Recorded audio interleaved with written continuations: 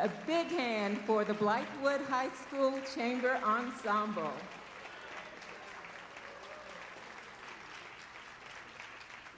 Thank you so much for providing that wonderful musical prelude to this evening's festivities as our guests were being seated. You hear them playing those hits from the 60s and 70s when not one of them was around? Okay, you have set the stage for this event, and we look forward to hearing from you again at the conclusion of our program. Good evening, everyone. I'm Beryl Dakers, and it is my distinct pleasure to serve as your host and welcome you to tonight's unveiling ceremony for the 2023 South Carolina African American History Calendar. This is the 33rd year we've gathered for the unveiling of a new African American history calendar, and this will be the 34th calendar. We're delighted to see those of you who are present with us tonight. And while the calendar has become a tradition, we should never forget its importance as an educational and motivational tool, highlighting individuals and ferreting out positive and compelling facts and achievements of which we may not be aware, helping our students and ourselves have a richer understanding and appreciation of the contributions of Black citizens from across our state. We've incorporated student performances in our event tonight, and as a special treat at this time, to continue to get you in the spirit of the evening, please welcome to the stage Elena McGee of Lower Richland High School, who will regale us with song. From the musical The Color Purple, Ms. Elena McGee singing I Am Here. Elena?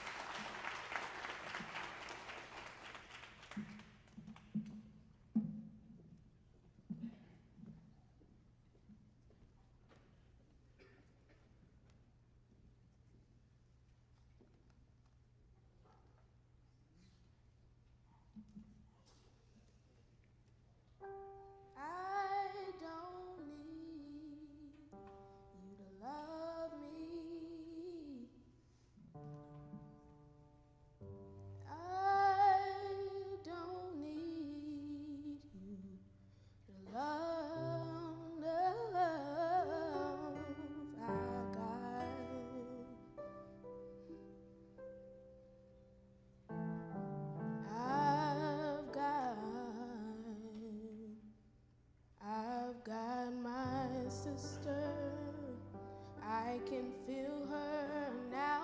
She may not be here, but she's still mine, I know.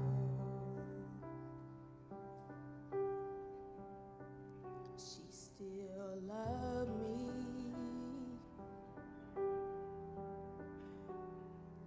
Got my children, I can hold them now. They may not be here, but they still mine, I hope.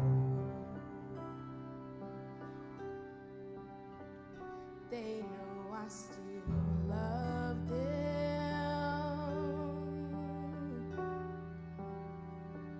Got my house, it still keeps the cold down. Got my chair when my body can hold down. Got my hands doing good like they supposed to. Showing my heart to the folks that I'm close to.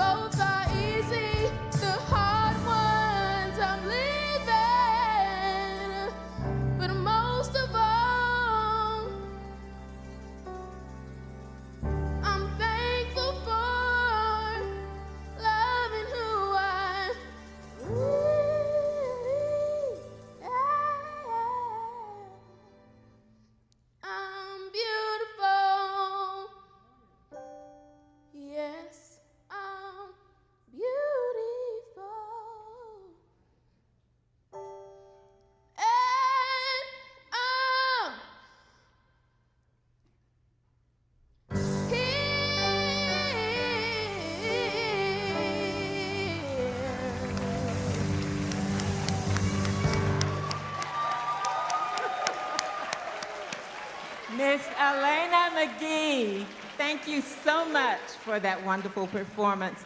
You know, we have some very talented young people with us tonight, and we appreciate their participation.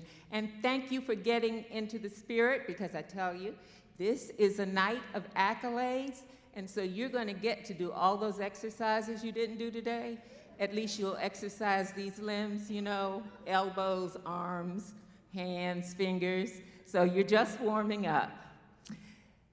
Thank you for joining us for this special occasion, the unveiling of the 2023 African American History Calendar. In just a few moments, we'll begin the presentation of the calendar and our honorees, intermixed with remarks from representatives from each of our sponsors and partners who work in collaboration to make each calendar a success. But right now, ladies and gentlemen, please use those hands as we welcome the 2023 South Carolina African American History Calendar honorees.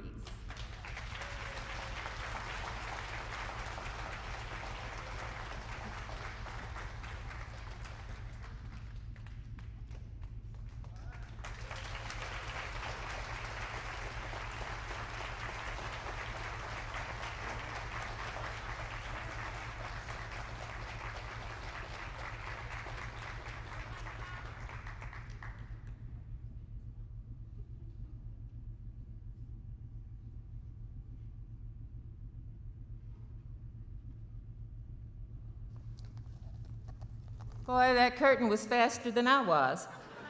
Okay, we do have an exciting night planned honoring the contributions of these individuals and other African Americans who've made significant impacts on South Carolina's past, present, and future. Before our presentations, however, we'd like to take a moment to recognize past honorees, elected officials, and other dignitaries who may be with us tonight. Will you please stand? Oh, don't be shy now. All right.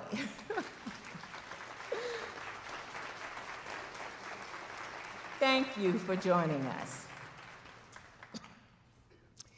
Each of tonight's honorees will be recognized through a short video presentation. As in previous ceremonies, every attendee will receive a copy of the calendar at the conclusion of the program. And of course, the signing ceremony is back. You will have the opportunity to meet and visit the honorees at their individual stations to have your calendar signed. The African American History Calendar Project is a collaborative effort of organizations that have remained dedicated and steadfast in their support for 34 consecutive years. We begin now by hearing from some of the partners who've made the calendar and this evening possible.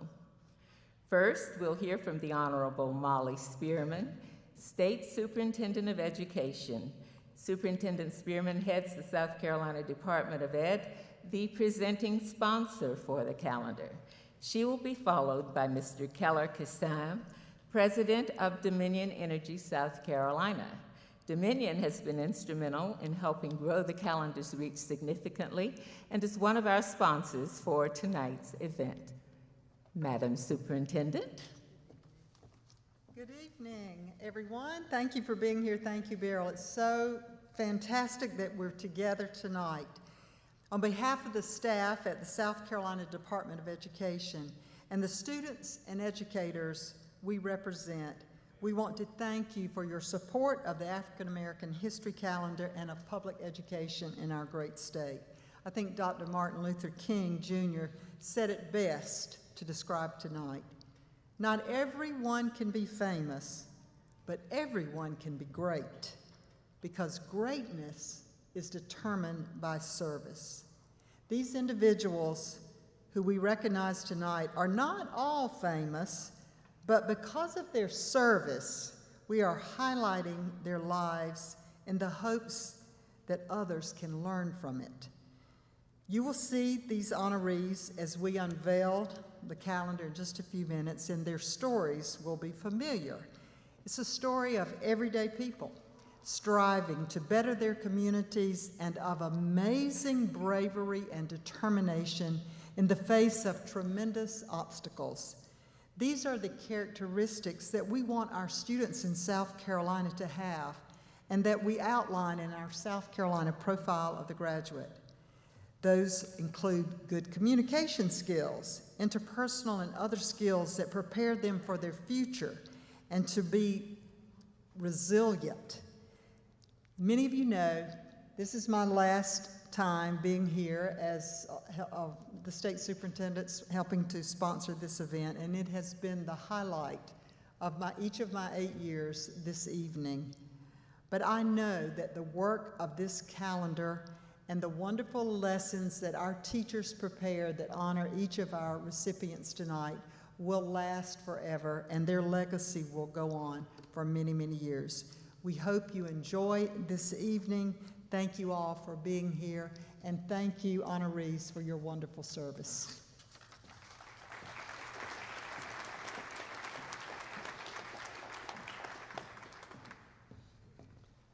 Good evening. I'm Keller Kassam, President of Dominion Energy South Carolina, and on behalf of the employees of Dominion Energy, I'm certainly proud to be here tonight.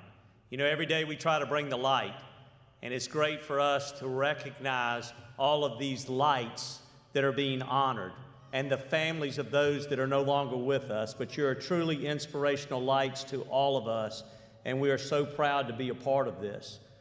You know, I'll tell you, not only are we proud to sponsor this calendar, so it goes exponentially out into all schools so that young people can learn of people who persevered and did things the right way, and hopefully they'll follow them as examples, because those are my future linemen, those are my future engineers, and it makes the economy work, and that's what education is all about. I'm also proud tonight to be here to recognize Dominion Energy's contribution to the International African American Museum in Charleston, South Carolina, of $2.5 million. This cornerstone gift is going to take these wonderful people and all the ones who have followed them and put on display for South Carolina these strong African Americans for an international community to be able to see and to appreciate. I would encourage all of you and the young people today to do an exercise that I did today. I sat down and I did my own calendar. I came up with influential African Americans who have meant something to me in my life and my career. I encourage you to all do that. Have your own version of a calendar. 2 people tonight made it on mine. Dr. Ronald Raines. It's been a privilege to work with him. He's over the flagship institution at Midlands Tech and what he has done to promote economic development in our state, and so proud of the educator that he is. I'd have Dr. Charles Jackson in there. He of Brooklyn Baptist. He is certainly a spiritual advisor to me. I'd have J.T. McLawhorn over the Columbia Urban League. I'd have the Honorable I.S. Levy Johnson and everything that he has meant to this community in the Midlands. And then I have folks closer to home like Jim Stuckey, our general counsel, who went to Duke and USC and was a chief legal advisor to Governor Jim Hodges, growing up right there in Lee County in Bishopville, South Carolina. And last but not least, it'd be Judy Gaston. So proud of her. We take a Purdue Boilermaker from Indiana and we welcome her to South Carolina, and she's just as native as any of us who have grown up here in our lives. And I'll tell you, think about her every night coming into your home and the stories that she has to endure. I just sit there and say it must be gut-wrenching for her. But look at what she does with poise and grace and professionalism every night. And so I'm going to go a little extra here, and in my capacity at the company, I can do this. She is so supportive of the military. She and I have actually jumped out of an airplane at 13,000 feet with the Golden Knights. Yes, we did. As a result of that, this Friday, November the 11th, on Veterans Day, I'm declaring it Judy Gaston Day at Dominion Energy, South Carolina, and we will celebrate this extraordinary woman and all of her contributions to South Carolina. Thank you, and God bless you for all you do and all the inspiration that you give us. We are better because we stand on your shoulders. God bless you.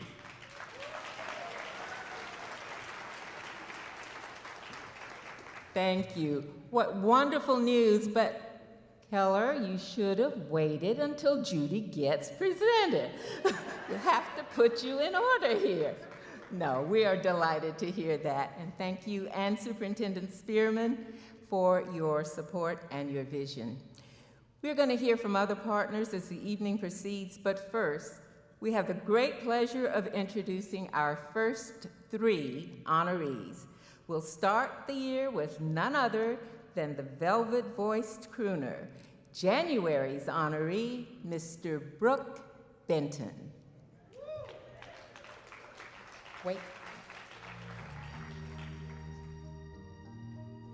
Singer-songwriter Brooke Benton was born Benjamin Franklin P. in 1931 in Camden, South Carolina. As a young person, he enjoyed gospel music, wrote songs, and sang in a Methodist church choir in Lugoff, where his father, Willie P., was the choir master. Benton was a member of the Camden Jubilee Singers while still a child, working to deliver milk in the mornings. He moved to New York City in 1948 at age 17 to follow his dream of being a songwriter. Eventually moving back to South Carolina, Benton drove a truck for a short time, then joined the R&B singing group The Sandmen upon his return to New York in search of a big break. He changed his name to Brooke Benton at the suggestion of his record label and found a successful career co-producing records, songwriting, and making demos with artists such as Nat King Cole, Clyde McPhatter, and Roy Hamilton. He first recorded under his own name in 1953. Benton's breakthrough was in 1959 with his rise to the top of the charts with It's Just a Matter of Time that peaked at number 3 on the Billboard charts, and Endlessly that went to number 12.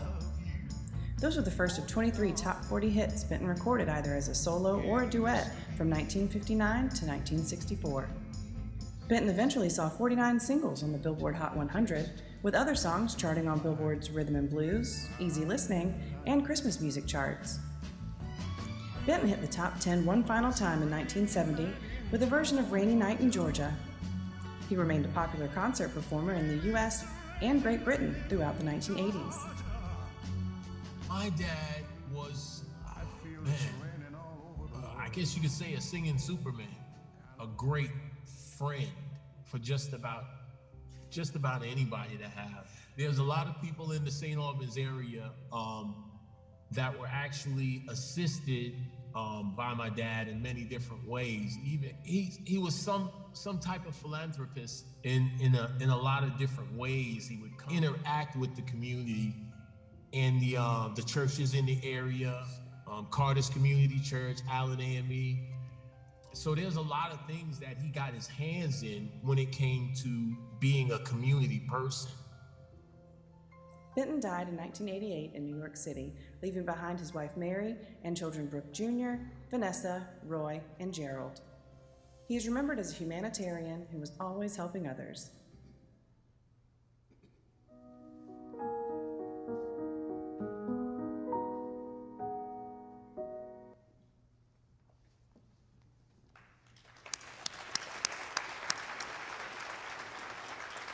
Now, I know I'm getting up there, but I remember those hits, you know, Endlessly, Kiddy-O, and oh my goodness, I get a little giddy because I was fortunate enough to have interviewed Mr. Brooke Benton.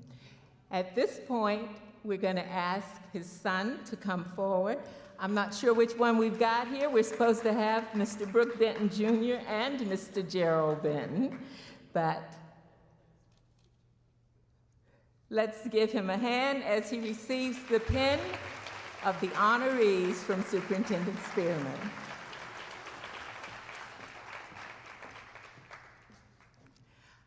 Our February honoree is community organizer, developer, and civic leader, Thomas Barnwell. Let's take a look at his video.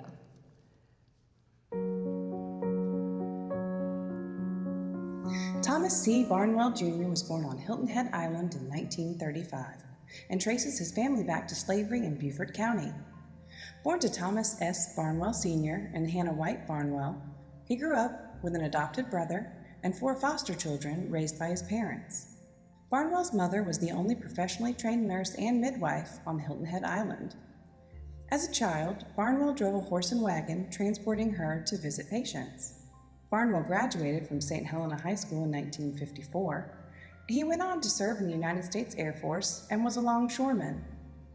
In his early career, he held leadership roles with Beaufort Jasper Economic Opportunity Commission, the Federation of Southern Cooperatives, the Beaufort Jasper Comprehensive Health Services, and the National Consumer Cooperative Bank.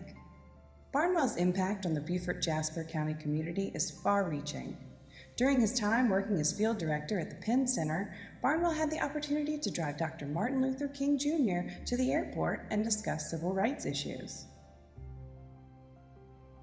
Dr. King was very firm in his belief of nonviolence. I bought into that, of course, but my concern was the economic transition as it relates to housing, as it relates to healthcare, and many other aspects. He organized and secured federal funding for the Beaufort Jasper Comprehensive Health Services, a neighborhood health center serving 25,000 residents of this two-county area. To help preserve the coastal community where his family lived for generations, Barnwell worked with the shrimp fishermen and environmental activists to keep a chemical plant out of Beaufort County. Since 1980, Barnwell has been self-employed in housing development and rental properties. There is on the properties that my family left to me a Abbey, T-A-B-B-Y, Abbey Ruin, it's referred to.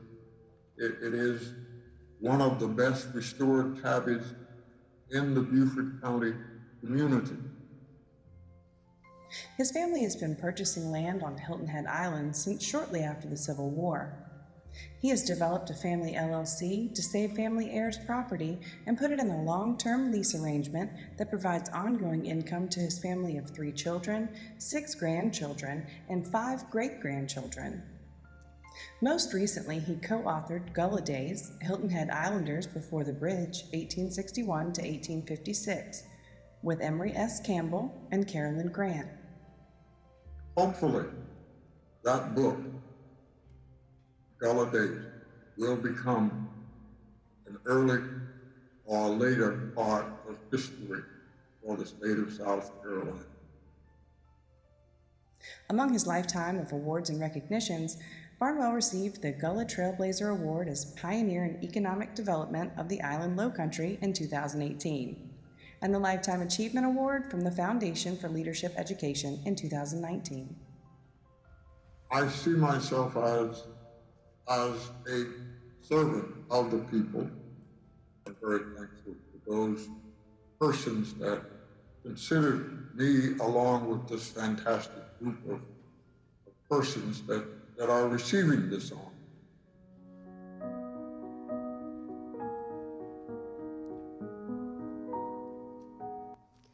Mr. Thomas Curtis Barnwell is here with us tonight. Mr. Barnwell, will you please come forward and receive your honorary feeling?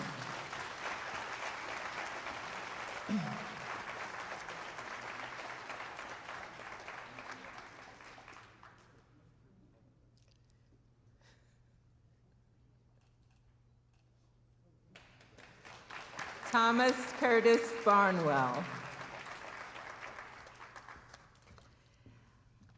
Our next honoree is Columbia native, the March 2023 honoree, Mr. Bobby Doctor.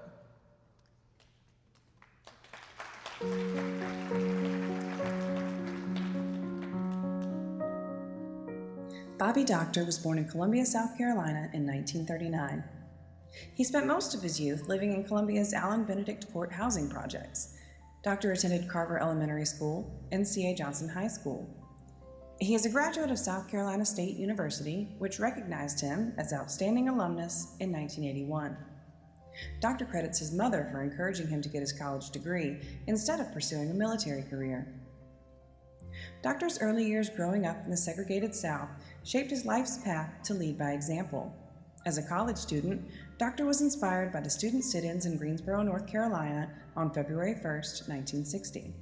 The next day, he organized a group of students in Orangeburg to start the sit-in movement in South Carolina. This was said to be the second group in the whole country to sit in at public facilities, although they didn't receive the same recognition as later sit-ins in larger cities like Greenville and Atlanta. We invaded the 5 and 10 cent store on the town square in Orangeburg, South Carolina. We got in there, and the manager told us they didn't serve us at that counter. And we continued to sit there at that counter. They called the police. That was the second student sit-in the country.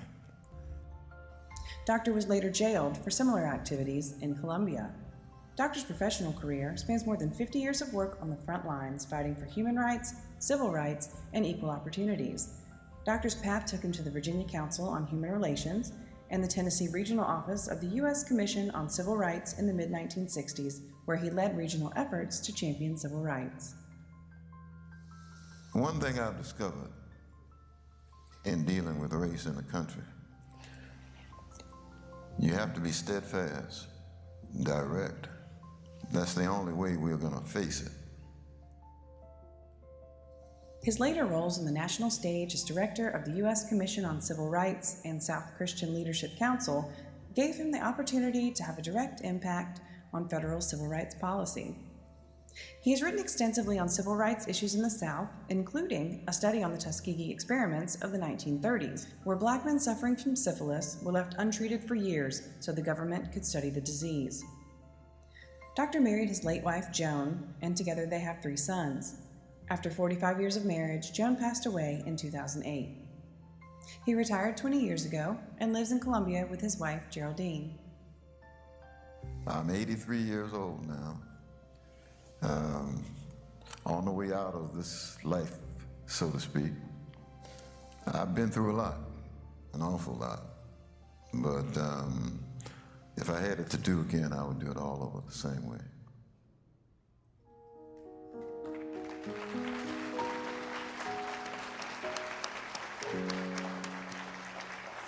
South Carolina is primary in so many things in the civil rights movement, and much of that activity is unknown. Bobby Doctor was one of those originals. Ladies and gentlemen, please welcome to the stage to receive his pen, Mr. Bobby Doctor.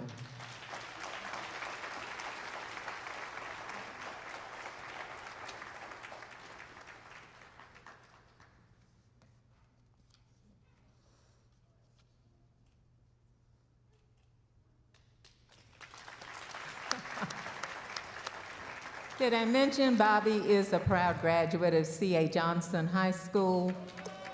Okay. We will continue with our honorees in just a few minutes, but first, a word from our next 2 sponsors. Mr. Terrence Ford, Director of External and Legislative Affairs for AT&T South Carolina. We have to give a special word of gratitude to AT&T because they were responsible for the calendar's original creation. Without AT&T's commitment and ongoing support, we probably would not be here today. Mr. Ford.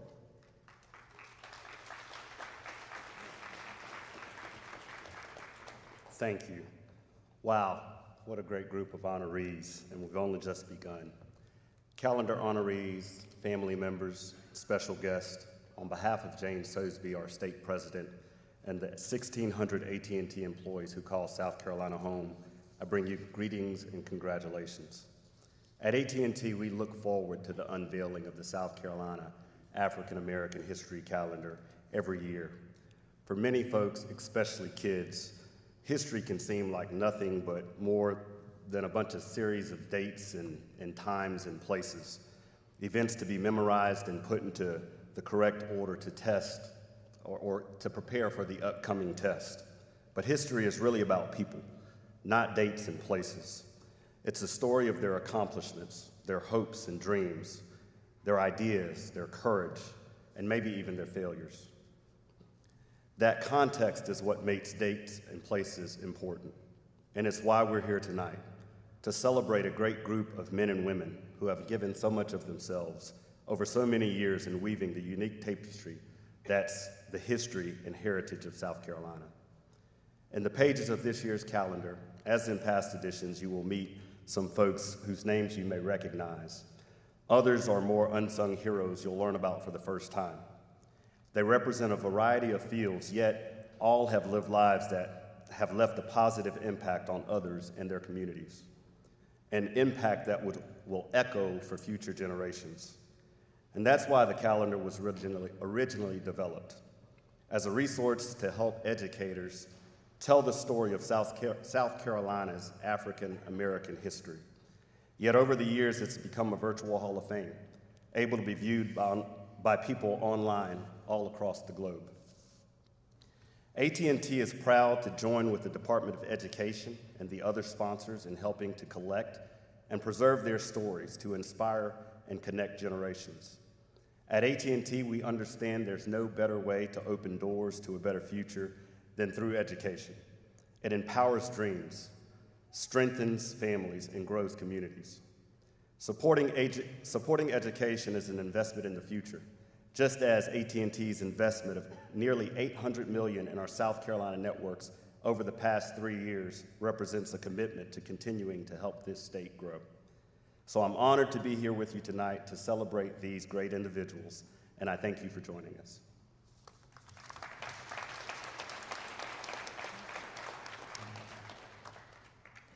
Thank you, Mr. Ford. WIS-TV incorporates information and content from the calendar into its broadcasts. The station is represented tonight by Vice President and General Manager Lyle Schultz, who will be performing double duty, giving remarks and being a presenter to you-know-who. Mr. Schultz, come on out.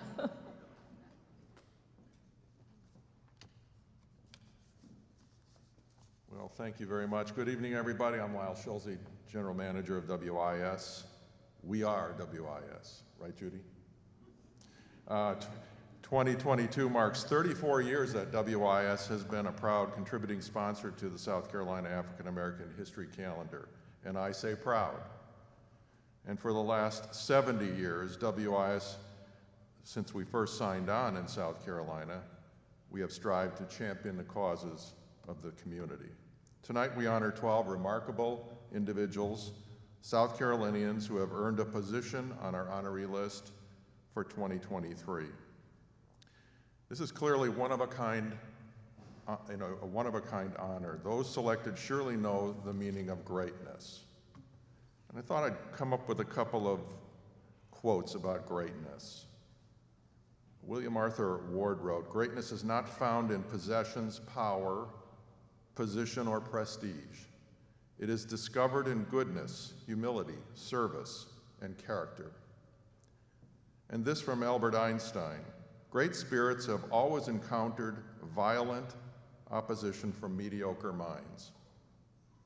And finally this one, "Greatness is when you leave the room and people have more hope than when you entered." And I think this last one has meaning for all of us here tonight.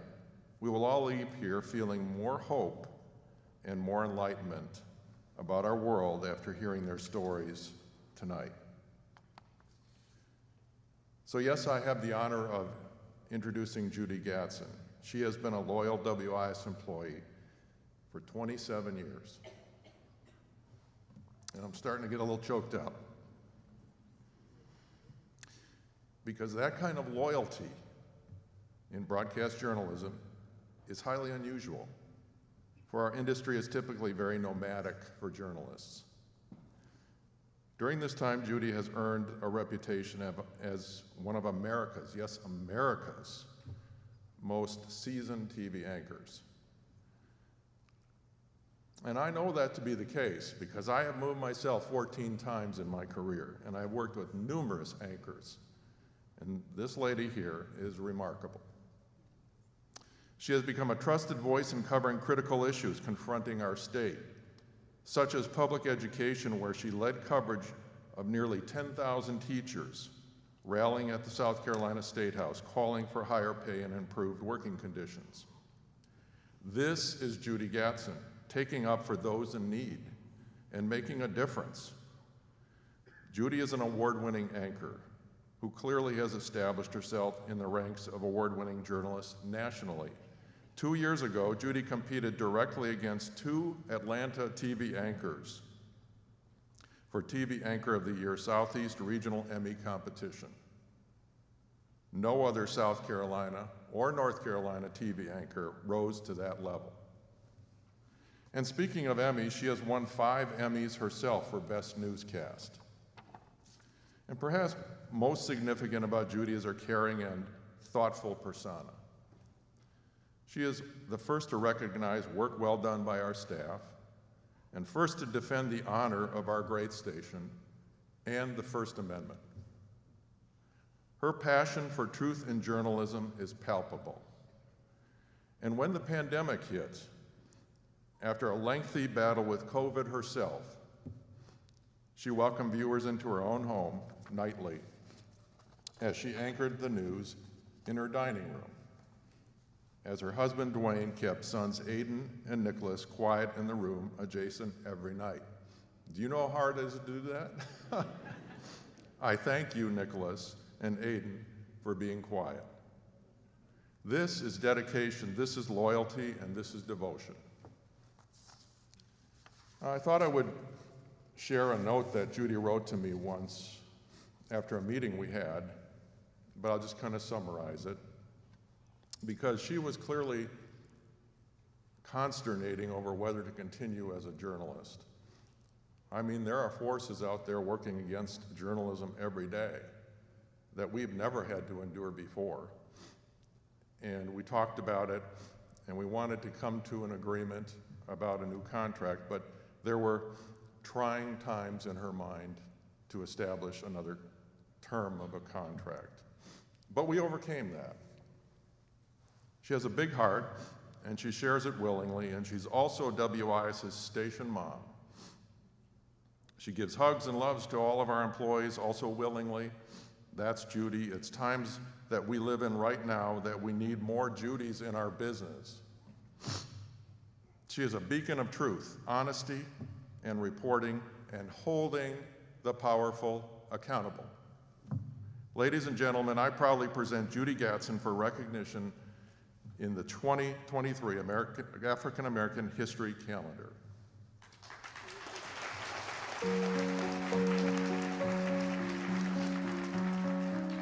Judy Gatson graduated from Indiana University, Purdue University, and landed her first broadcasting job as a reporter in Columbia, South Carolina for WIS News Radio 1320 AM in 1995. I needed an internship in order to graduate, and that internship ended up being in television broadcasting, something I had never done before, something I had never considered, but one thing led to the other thing, and it ended up being my true calling in life and a job that I have just loved for all these years. She soon moved into a career at WIS TV. During her tenure at WIS, Gatson has worked as a general assignment television reporter, weekend anchor, and anchor of WIS Sunrise. As anchor of WIS News at 5 and 6 p.m., Gatson reports on and anchors some of the biggest stories around the state. An award-winning journalist on topics ranging from education to consumer issues, Gatson has moderated statewide gubernatorial debates and interviewed influential politicians and newsmakers.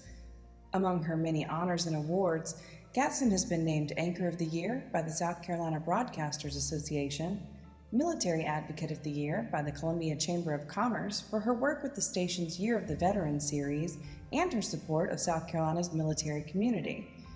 Anchor of the Year by the KISS 103.1 FM Columbia Neighborhood Awards, Reporter of the Year by the National Alliance on Mental Health South Carolina, Champion for Children of Healthy Learners, and Outstanding Professional in Support of Philanthropy by the Association of Fundraising Professionals South Carolina, Central Carolina Chapter. When I first moved here and had dreams of starting a career in broadcast journalism, the only person I saw on television who looked like me was Carolyn Sawyer. And when I saw her on television and finally had the opportunity to meet her, she embraced me with open arms and really taught me, mentored me about what it meant to be a journalist, about it was so much more, especially broadcast journalism, than just your appearance on TV. And so when I look at my role, kind of following in her footsteps and giving back to our community, especially the African American community, I really see my responsibility as making sure that all voices are heard.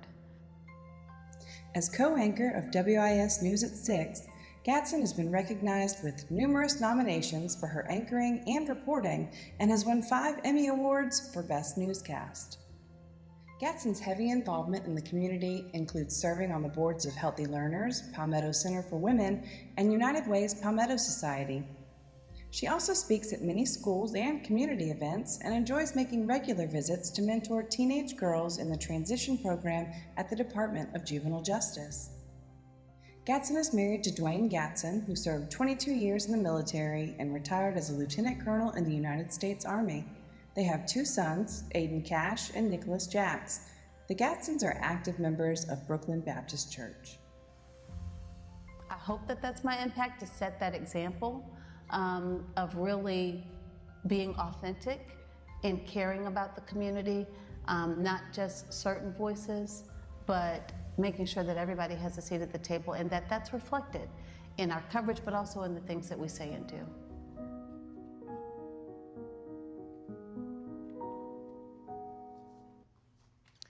Judy Gadsden, come on over.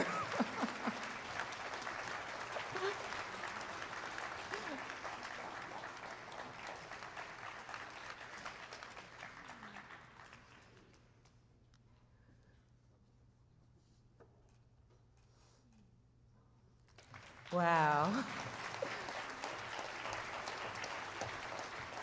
As a WIS TV alumni myself, Judy, I am so proud of you and all that you have accomplished, and I share your mission and passion.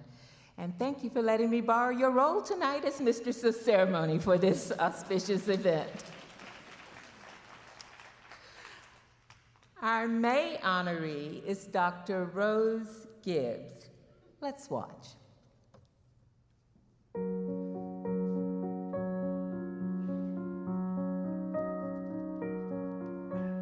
Rose Dolores Gibbs was born in 1946 in Moncks Corner, South Carolina, where she grew up with 2 brothers and 3 sisters. We had an African-American physician in Moncks Corner, which was kind of unusual for a small town. His name was Dr. Walter Evans. I decided that I wanted to be just like Dr. Evans, and from that day forward, I was preparing myself for this particular time and moment. She attended high school in Camden at Boylan Haven Mather Academy and later graduated from Fisk University in Nashville and the Medical University of South Carolina in Charleston, where she was the first Black female graduate. When I got my admissions letter from the Medical University of South Carolina in 1969, that would have been, the nurses' strike was in full-fledged. I felt a type of reassurance, particularly from the African American staffers. They spoke up more for themselves. They spoke up for me. So I felt that the strike really did a lot for the African American community within the university. Dr. Gibbs was the first Black woman to serve as the Chief Medical Officer in the Peace Corps, where she was responsible for the health care of Peace Corps volunteers in 55 countries. I always had this urge of going to Africa. And following my training at Howard University Hospital, I secured a job at the university's Student Health Service, where I met a number of students who were actually from the continent of Africa and students returning from the Peace Corps. I became friendly with a few of the Peace Corps students, and they told me how I could get into the Peace Corps as a physician and make some of my other dreams come true. So in about a month, 6 weeks, I found myself in Sierra Leone, West Africa, which was an experience that has changed my life completely, and one that I would not give up for anything. She practiced medicine in a variety of African, Caribbean, and South Pacific countries while working for the Peace Corps. 35 years ago, Dr. Gibbs returned to her hometown of Moncks Corner, where she was committed to a community-focused solo practice until her retirement in October 2022. Dr. Gibbs is well known in her home community for volunteering her time to provide health care to Latinos in surrounding communities for many years. Additionally, she has made medical mission trips to Roatan, Honduras, providing medical care to African and Latino Honduran citizens. She was awarded the South Carolina Rural Physician of the Year by the South Carolina Office of Rural Health. Because of Dr. Gibbs' lifelong commitment to Moncks Corner, she has provided opportunities for rural children to learn tennis and acting. Her commitment to serving underrepresented students led Dr. Gibbs to endow a scholarship at the Medical University of South Carolina. She is also developing a scholarship at Fisk University and creating a program to address violence perpetrated by youth. Her family was recognized as the Black Family of the Year in 1996. Her family includes her daughter, Satira Gibbs Jagger, son-in-law Sherrod, and 3 granddaughters. And I hope that those who read about me will not only see myself, but will primarily see themselves. I hope that they will see me as a star that they can aim for and reach. They can stand on my shoulders, they can pick my brain, because I want to see them move forward. And I'm hoping that what's written about me is not about me, it's about those coming behind me. A globe-trotting medical wonder, Dr. Rose Gibbs. Continue your applause, congratulating her as Dr. Gibbs comes forward to receive her pin.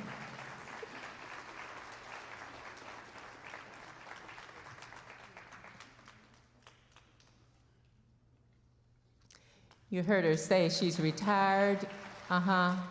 This year, she just told me she's getting ready to go and do something with the Native Americans. This lady is not gonna retire.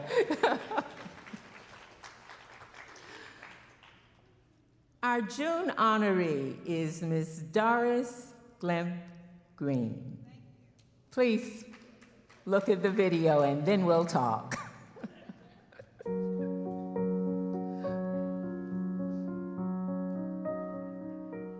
Doris Glimp Green was born in Columbia, South Carolina.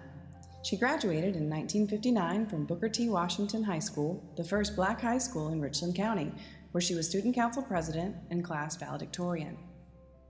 Green went on to graduate magna cum laude from Benedict College and the University of South Carolina. Green is a lifelong educator who began her professional career teaching English at C.A. Johnson High School. She was an English instructor at Benedict College and an adult education instructor in Richland School District 2. Green was honored as the Teacher of the Year in her second year on the faculty at Midlands Technical College in 1976 and was the college's first African American English instructor. Green established the Booker T. Washington High School Foundation to preserve the history of the school that closed in 1974. Booker T. Washington was so historic. It was like a great mother, our other mother. When we say alma mater, Booker Washington was our alma mater, truly. She served as the foundation's president from 1977 to 1987 and has been president emeritus since 1987. I can't believe it's been 50 years, and to see how that foundation has survived. And it was the first foundation of its kind established in South Carolina. In 1978, the South Carolina Department of Education recruited Green as the first African American woman to join the Office of Adult Education as an educational consultant, a position traditionally held by men because of the nighttime travel requirement. After retiring in 1993, Green was adjunct professor at Benedict College, coordinated an intergenerational program at Alcorn and W.A. Perry Middle Schools in partnership with Columbia College, as well as produced educational programs for SCE-TV and South Carolina Public Radio. Among her many honors, Green has been recognized as a Woman of Distinction by the South Carolina Commission on Women and a Richland School District 1 Hall of Fame inductee. She has held local and state leadership roles in education, civic, and religious organizations such as Northminster Presbyterian Church, Delta Sigma Theta Sorority Incorporated, South Carolina Church Women United, and Alpha Kappa Mu Honor Society. Green chaired numerous Delta Sigma Theta committees and was honored for her 60-year membership in 2021. Green and her late husband Milton have 3 children, 4 grandchildren, and 2 great-granddaughters. I'm honored and I'm humbled, and I'm looking at it now, back over the years, and saying, maybe this is the way my journey was meant to be, you know, and I have kept the faith. I have kept the faith. Doris Blimp Green. Doris, are you going to sit or stand? Well, she can't stay and show off that fabulous outfit, because one of the things they didn't say is she is a fashion diva.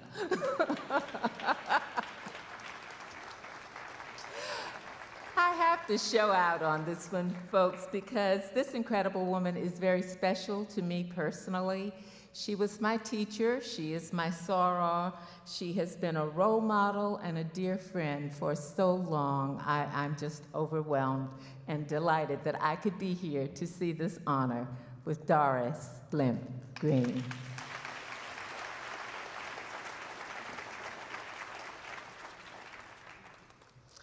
And now it's our great honor to present our July honoree, Dr. William Jenkins.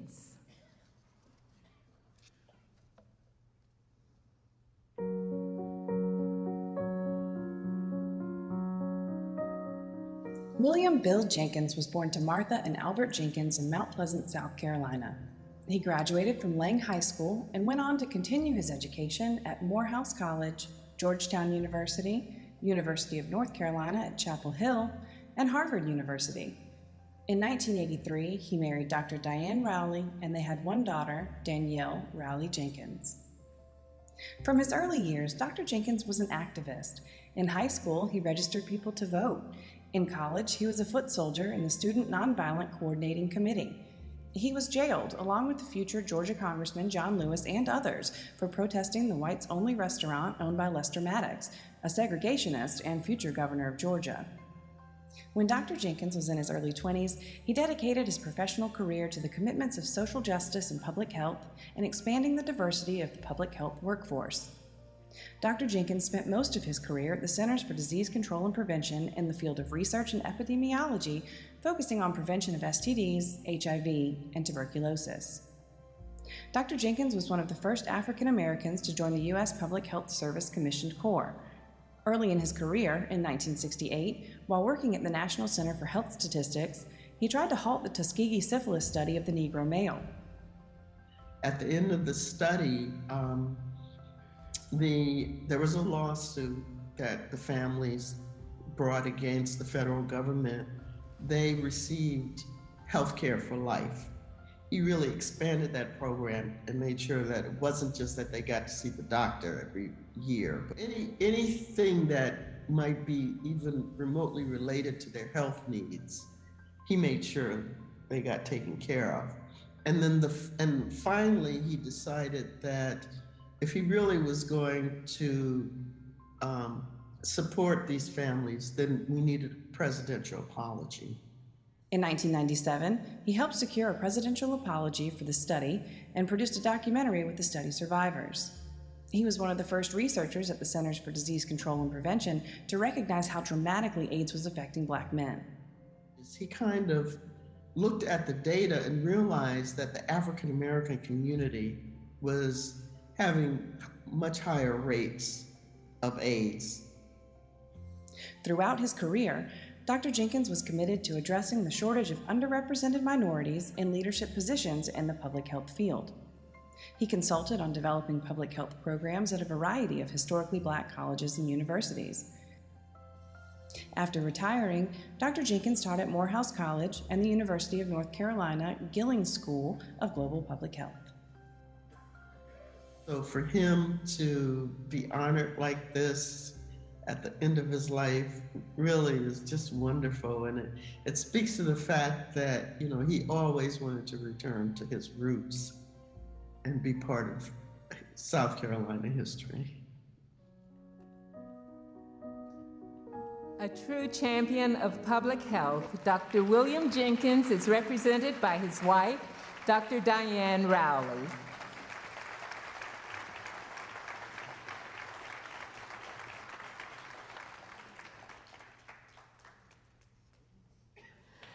Thank you, Dr. Jenkins and Dr. Rowley. A round of applause for you both. Come on now, get that exercise going. Okay. And now, ladies and gentlemen, a word from our sponsors. First, the University of South Carolina. The university is represented tonight by Dr. Rex Tolliver, Vice President for Student Affairs and Academic Support. Following Dr. Tolliver, we will hear from Dr. Salandra Bowman, Chief Learning Officer for South Carolina ETV, where the calendar and honorees are incorporated into the knowitall.org website and integrated into other facets of ETV's programming efforts. Dr. Tolliver.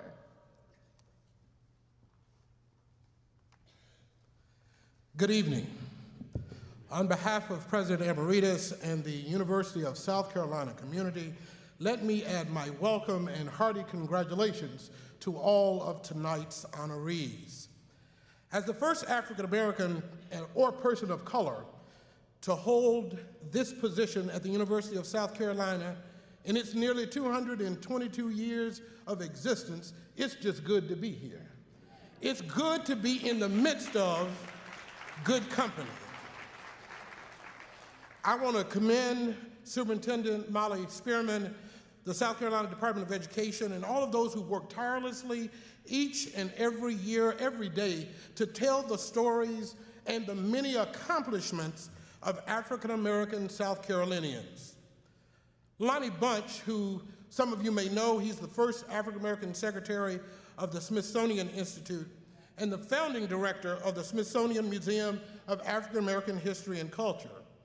He said, "There is no more powerful force than a people steeped in their history, and there's no higher cause than honoring our struggle and ancestors by remembering." Tonight, we're here to honor, to remember, and to celebrate the stories of Barnwell and Benton, of Dr. and Gaston, of Gibbs and Green, and Jenkins and Rainey, and Raines and Rollin, and Sampson and Stowers, and countless others who won't be recognized here tonight. African Americans have been a deep part of this state's history, from music to media, from politicians to presidents, from healthcare to legal education to civic engagement. We've come a long way, but I believe somebody here can testify that we have a long way to go. Here at the University of South Carolina, we are doing our part to continue to help tell that story through the great work of Dr. Bobby Donaldson and the USC Center for Civil Rights History and Research. I'm also new to the state, 30-some days in. And I can tell you, because I'm also a son of the South, that we haven't always been what we should have been, but we ought not let that stop us from being what we should be. And honoring you all tonight is a continued testament that we're still trying to be our best selves. Thank you, Brooks Benton, who we celebrated first tonight, who helped us remember that it's just a matter of time. We haven't always been able to ascend to every office, but it's just a matter of time. We haven't always been able to go through every door, but it's just a matter of time.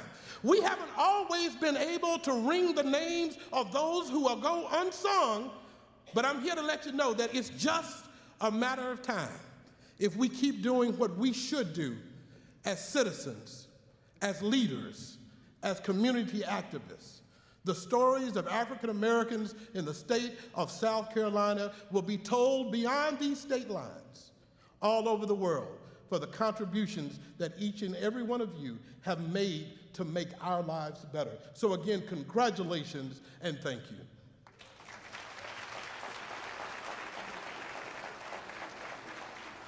They didn't tell me he was a preacher too. Dr. Bowman, come on out. Hope you got your sermon prepared.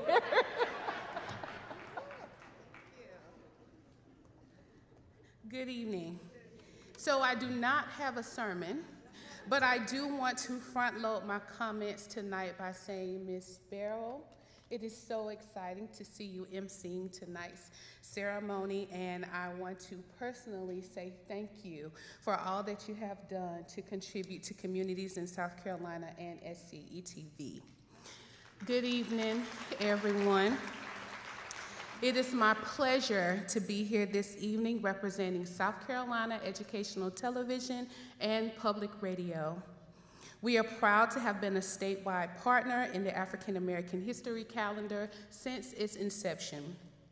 In his critical short story, The Best of Simple, Langston Hughes writes, "If anyone is to write the history of my life, they must start with my feet." The 2023 honorees have left and are still leaving giant footprints in their communities, their respective disciplines, our state, and our nation. It is always a pleasure to share the stories of these exceptional individuals and to create educational content centering their lives and their accomplishments. Recently, we revised our agency's mission, and quite simply, it states that SCETV seeks to amplify voices, provide educational experiences, and strengthen communities. This partnership is a demonstration of that mission and our commitment to supporting the citizens of South Carolina and preserving the rich history of our state. We have created a special section for each year's honorees on our educational website, knowitall.org, and this year is no different. This past year, we created an interactive online zine featuring standard-aligned content, and it was very well received. We are cooking up some exciting things for this year's honorees, and we are especially excited to see the International African American Museum featured on the cover. We are planning several initiatives with that partner as well, and we look forward to integrating the calendar into these efforts. Additionally, we will broadcast video profiles for each honoree on our main television station and social media. We are incredibly proud to be a part of this project and to recognize the phenomenal work of these honorees. Congratulations to you and your loved ones. And thank you everyone for your support of South Carolina ETV and Public Radio.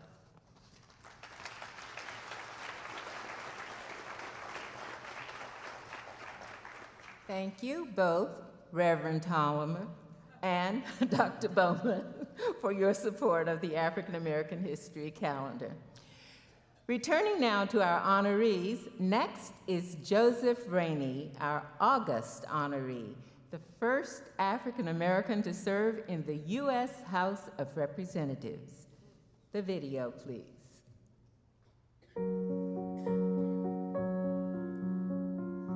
Born to enslaved artisan barber Edward Rainey and his wife Gracia, Joseph Rainey would rise from humble rice paddies in Georgetown, South Carolina, to become the first African American to serve in the U.S. House of Representatives, the first to preside over the House, and the longest-serving black lawmaker in Congress during Reconstruction. He was born a slave in June of 1832 on a rice plantation in South Carolina, and at the age of 10, they received their manumission papers, and they were off the plantation. Growing up in Charleston, South Carolina, away from the plantations of his birth, but never far from danger, Joseph continued in the family business of barbering until the war broke out between the states. He was conscripted as a free man to work on the Confederate blockades down at the harbor, and he was able to effect an escape with the help of some friends. He was able to get out of there. Rainey escaped to Bermuda during the Civil War, where he set up a successful barbershop in the kitchen of the Tucker House, located in what is now known as Barber Row. He and his wife returned to Charleston in 1866, ready to get involved with local Republican politics. As a congressman, Rainey was able to draw attention to the treatment of people of color in public places. This made him a target of the KKK, with threats so frequent and violent that he had to move his wife and children to Connecticut while keeping his home in South Carolina so that he could continue to represent his district. If you think of a man who, in spite of that, said he was going to persist in his duty as a sworn public servant and also his duty as a father, a husband, and a family man. Rainey's legacy lives on both in South Carolina and in Washington, D.C. A display in the U.S. Capitol commemorates the 150th anniversary of Rainey's seating. The Georgetown, South Carolina Post Office was named after him in November 2021. Room H-150 in the U.S. Capitol building was renamed the Joseph H. Rainey Room in February 2022. Mr. Rainey is being represented tonight by his great-granddaughter, Ms. Lorna Rainey. Please join me in welcoming her as she accepts this honor for him.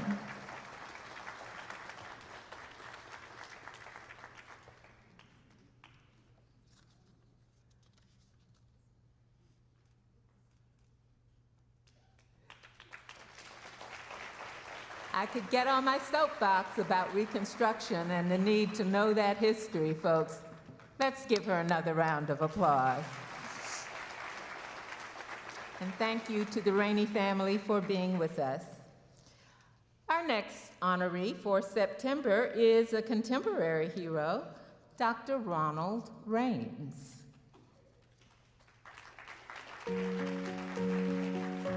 Dr. Ronald L. Rames was born in Columbia, South Carolina in 1954 to Sarah Rames. He grew up during the times of racial segregation, which made dreaming beyond limited scopes difficult for a young African-American boy. It was just before schools were integrated in the state. And so I started off at Fairwell Middle School, and then they sent me over to Keenan Middle School. Following year, they converted it to a high school. And so I went through all of those times. While in high school, Dr. Rames developed a passion for drawing and painting and decided to be an artist. However, upon finishing high school, Dr. Rames was working at McDonald's and not pursuing his passion to become an artist or advance a professional career.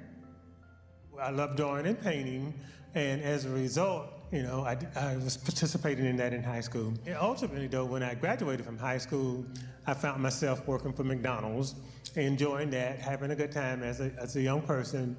And McDonald's made me a swing manager. And because of that, I developed an interest in business. At that point, he enrolled in business classes at Midlands Technical College and received an associate degree in business. This decision began his quest for knowledge that led him to a highly successful career in higher education, culminating in his current role as president of Midlands Technical College beginning in 2015. My role here at the college, even as a chief financial officer and now the president of this college, one, and probably the most obvious, by being visible, by being recognized, being the first African-American president of Midlands Technical College, being the first technical college graduate to become a president of any technical college in South Carolina.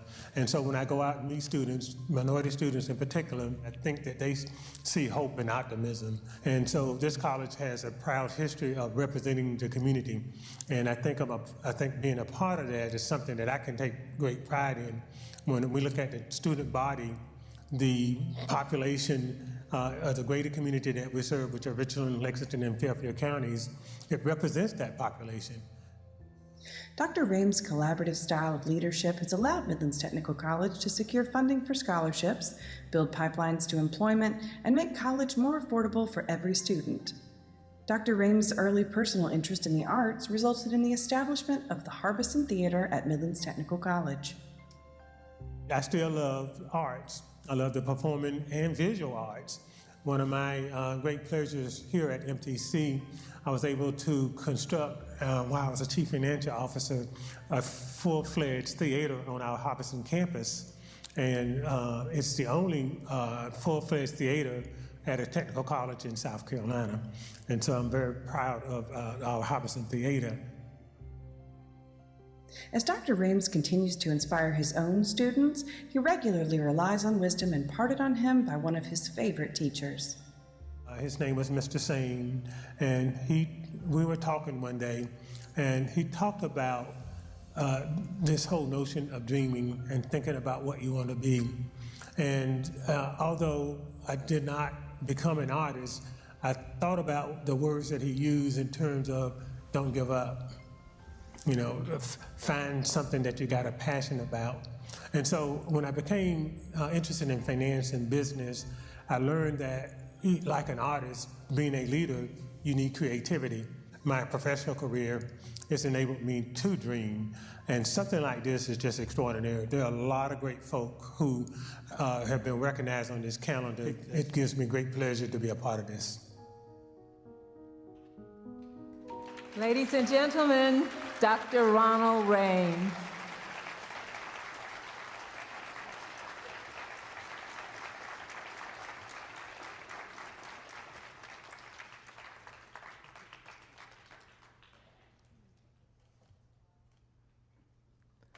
Congratulations, Dr. Rames. And folks, do visit that Midlands Technical College Theater out at Harbison. It is an amazing place, and they bring wonderful shows. Now, Reconstruction in South Carolina, you heard me say it a minute ago, was a critical period in our history about which most of us know very little of the true story. Our October honorees are the phenomenal Rollins sisters. Take a look.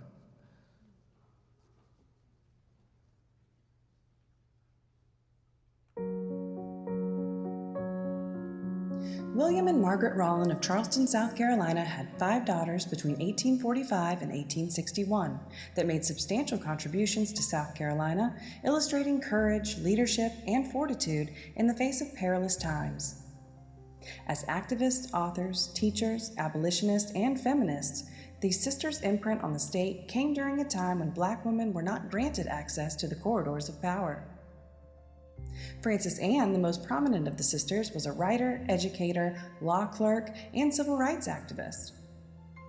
She gained national attention and notoriety when she won the first civil suit brought by a person of color against the captain of the Pilot Boy, who refused her first-class passage to Beaufort while Charleston was under martial law in 1867. She also wrote the earliest diary of a Southern Black woman and the earliest full-length biography by a person of color in 1868, using her nickname turned pen name, Frank A. Rollin. One thing that I discovered about Frances Anne Rollin writing under the name of Frank, that was her nickname in the family. Charlotte Lottie Rollin, second oldest of the sisters, is remembered for her efforts as a suffragette and an educator. She was the first South Carolina delegate to a National Women's Suffrage Convention and the first person in South Carolina to receive a charter for a suffrage organization. Her speech before the state legislature is purported to be the first published argument for African American women's suffrage. Catherine Kate Rollin, along with Louise and Florence Rollin, kept a well-appointed home mere steps from the state legislature, where the sisters conducted a salon, which became the informal Republican headquarters of the state and established a space for interracial political dialogue during Reconstruction. The Rollin Salon was the subject of several articles from Northern newspapers, incredulous about the intelligence and taste of the Southern socialites who had become known collectively as the Mrs. Rollin. Though less is known about their lives after Reconstruction, the Rollins sisters' mark on the political sphere, in spite of their inability to vote or hold office, underscores their contribution to both the causes of gender and racial equality. Frances's literary contributions are perpetuated through her published works and through the Frances Frank Rollin Fellowship, awarded each year to authors working on a biographical work about an African American figure or figures whose story provides a significant contribution to our understanding of the Black experience. Well, it's a great honor, and I'm absolutely delighted that they are coming to the forefront, that these women are coming to the forefront. They worked hard for it, very early times that they were doing this, very brave of them too.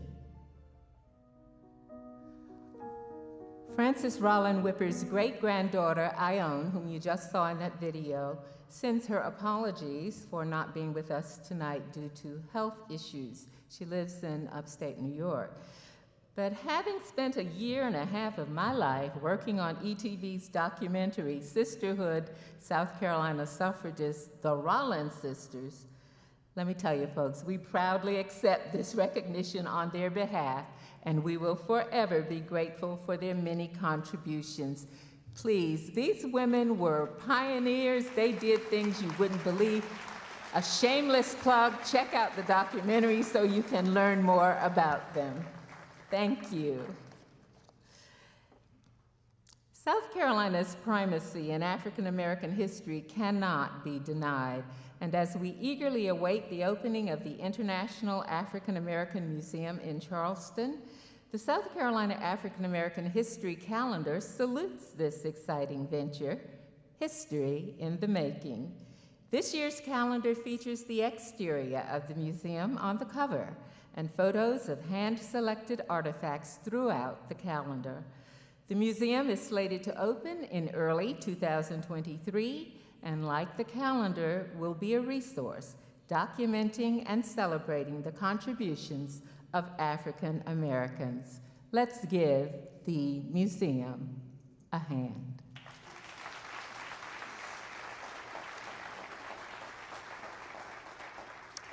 Okay, we are winding down now for our last two reveals for the 2023 calendar. Our November honoree is attorney Donald Sampson. Let's watch the video.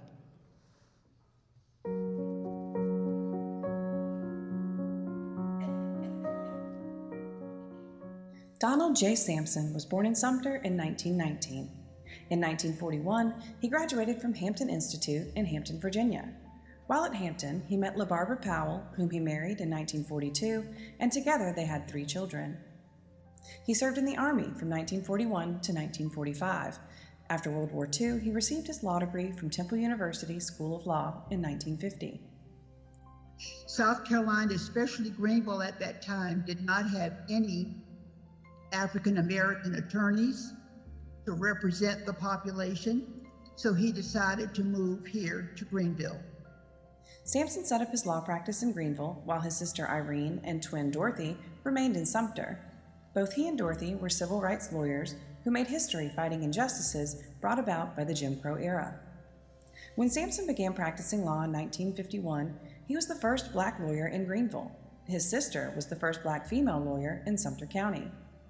So he really emphasized being aware of people, being very nice to other people, being very courteous and all of that, and had just a lot of determination to do the right thing by other African Americans in Greenville in terms of their legal representation. Sampson is remembered for his 50-year career as an attorney, civil rights leader, and activist who played a key role in the court cases that led to ending segregation in public schools, libraries, transportation, accommodations, and other facilities. He took on cases that would give Blacks the right to buy homes wherever they wanted to live. He was very central to desegregation, very, very prominent in wanting to desegregate the schools. Not only did Sampson have a distinguished legal career, but he also left his mark on many civic, community, and religious organizations in the Greenville area. He held many leadership positions at St. Philip's Episcopal Church and Christ Episcopal Church, and was also very committed to work with the NAACP, the Greenville Urban League, the American Legion, the Greenville Bar Association, Alpha Phi Alpha Fraternity, the South Carolina Bar Association, and the National Bar Association. In 2000, before his death in 2001, the state of South Carolina awarded Sampson the Order of the Palmetto for his lifetime of fighting injustice and making the world a better place for all. That same day, the South Carolina Bar Association recognized Sampson for his service to the community and the legal profession.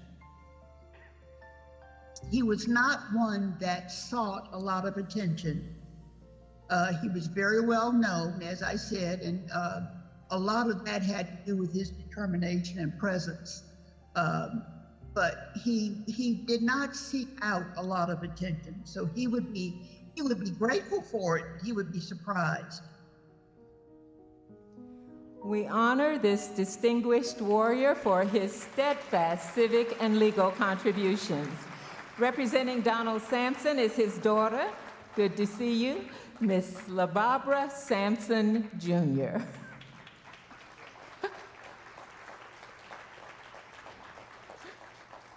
Oh, come on now. Come on.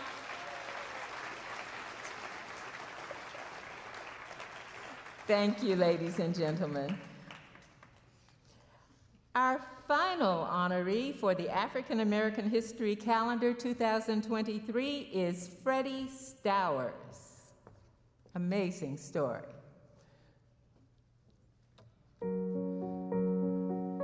Corporal Freddie Stowers of Sandy Springs, South Carolina, is remembered for his service above and beyond the call of duty. He was drafted into the United States Army in 1917 at age 21 and assigned to the All-Black Company C, 1st Battalion, 371st Infantry Regiment. They were organized at Camp Jackson, South Carolina. His story begins in Anderson County, South Carolina. He was born in January 1896, and from my understanding, he was the grandson of formerly enslaved people. He was a farmhand before the war. He got married and he had a child, and then when World War I broke out, he was drafted. At the time, the U.S. military, much like the United States, did practice segregation. In March 1918, General Pershing assigned the 371st Infantry, along with other all-black regiments, to support the beleaguered French forces during World War I. In a September battle, Stowers' company was defending a French hill. The battle took place in September 1918, and pretty much this was during that last final offensive when the U.S. got involved. They were assigned to take Hill 188 or Coat 188. Halfway through the battle, the Germans trying to signal that they were going to surrender. To their surrender was a feint. So it got to a point to where Corporal Stowers, he found himself in charge of essentially a platoon. Rather than halting the attack, he encourages the men like, hey, let's keep moving forward. They do so, and while this continues, he gets wounded. Ultimately, the men succeed in the battle, but he becomes a casualty. He dies from his wounds as well as a lot of his comrades. He was buried along with 133 of his comrades in France. Shortly after Stowers was killed in action, he was recommended for the Medal of Honor. According to records, they do write up a recommendation for the Medal of Honor to be given to Corporal Stowers. Ultimately, that paperwork is misplaced. It really wasn't until the 1980s where there's an investigation that is launched to say, hey, how come there were no African-American Medal of Honor recipients? The investigation determined Stowers' recommendation had fallen through the cracks. On April 24, 1991, President George H.W. Bush posthumously awarded Corporal Freddie Stowers the Medal of Honor at a White House ceremony. Stowers' two sisters accepted the award on the family's behalf. There has been currently 2 Medal of Honor recipients from World War I that are African American. Even though his recognition was late, it still mattered because other stories are out there that's from South Carolina that can be brought to the surface. The outcome of the Stowers Review led to a new Army study in 1992, which found that several African American and other minority Distinguished Cross recipients from World Wars I and II were actually deserving of Medals of Honor that were not awarded because of bias on the part of the Decorations Board. Today, Stowers' name lives on in buildings named in his honor. Stowers Elementary School at Fort Benning, Georgia, and the Corporal Freddie Stowers Single Soldier Billeting Complex on Fort Jackson, South Carolina. Awarded the Medal of Honor 73 years after his death. As we honor this heroic young soldier posthumously, we are proud to accept this recognition on behalf of Freddie Stowers for his incredible contributions to this state and in serving the nation. Let us honor him by applauding and learning more about him and the other remarkable contributors.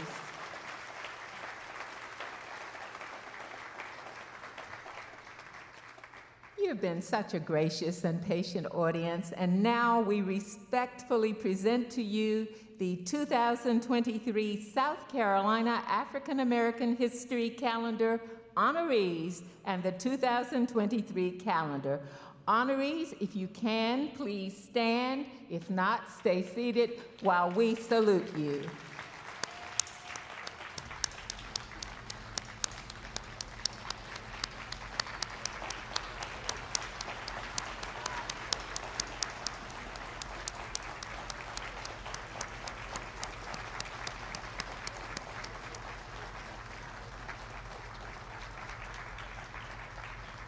Thank you, ladies and gentlemen.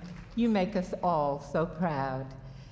Thank you to our partners, the honorees, their families, and other representatives who joined me on stage tonight. Hold on now. We also want to thank the A.C. Flora Junior ROTC under the direction of retired Lieutenant Colonel Dwayne Gatson, senior Army instructor and most importantly, husband of Judy Gatson. The calendar will be online as early as tomorrow, October 5th. As our partners exit the stage, we'll give them a few minutes to get positioned for the calendar signings as we conclude our ceremony with 2 more student performances. First, we have brought back on stage the Blythewood High School Chamber Ensemble for one final performance. After the ensemble, we'll have a performance by Brianna Johnson-Dantzler of Columbia High School, who will sing Stand Up from the movie Harriet. And this will give you time as our honorees get set up. So do enjoy this wonderful music.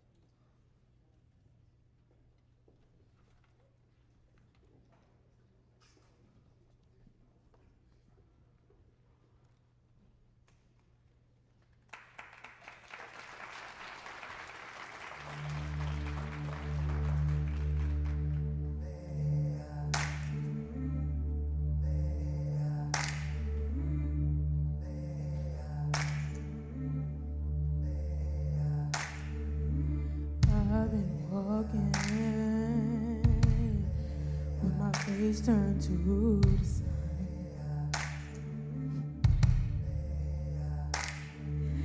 Weight on my shoulder, a bullet in my gun. Oh, I got eyes in the back of my head, just in case I had to run. I do what I can when I can, while I can for my people.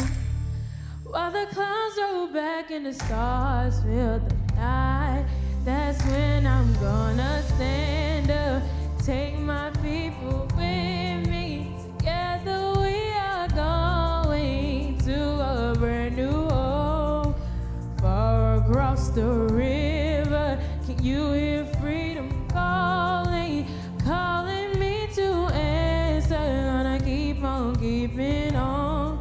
I can feel it in my bones.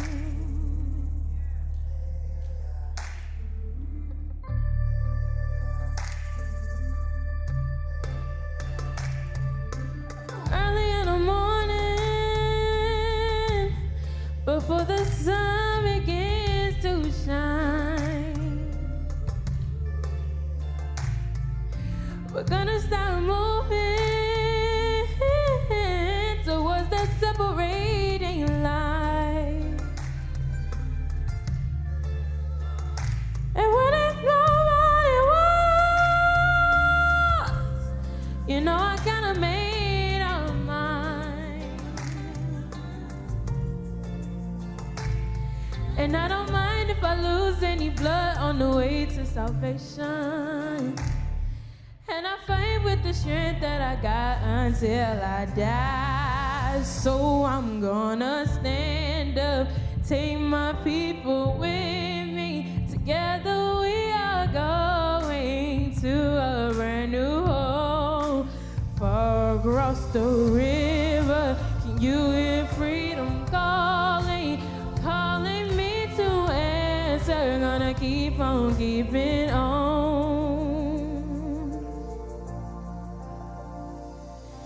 And I know what's around the bend might be hard to face 'cause I'm alone.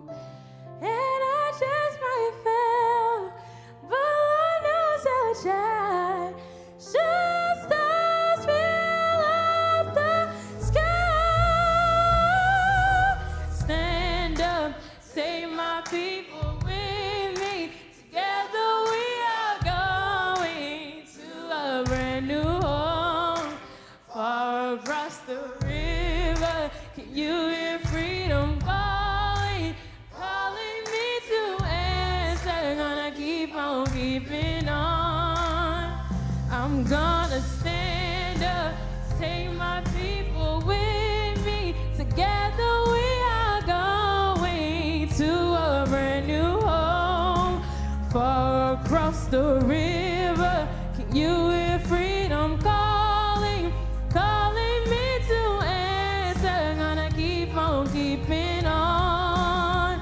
I'm gonna stand up, take my people with me. Together we are going to a brand new home, far across the river. I have freedom calling, calling me to answer. Gonna keep on keeping on. I can feel it in my bones. I got to prepare a place for you. I got to prepare a place for you. I got to prepare a place for you. I got to prepare a place for you.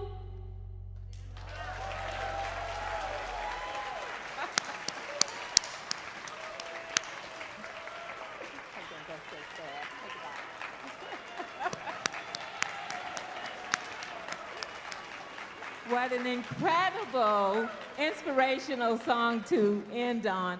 And these talented youngsters, I tell you, the world will be in good hands. Ladies and gentlemen, this concludes tonight's ceremony. Please be sure to get a copy of the calendar as you exit the theater, and do take a moment to meet our honorees and their representatives during the calendar signings. Thank you for being a fabulous audience. Thank you for allowing me to participate with you. Have a good evening and a wonderful night.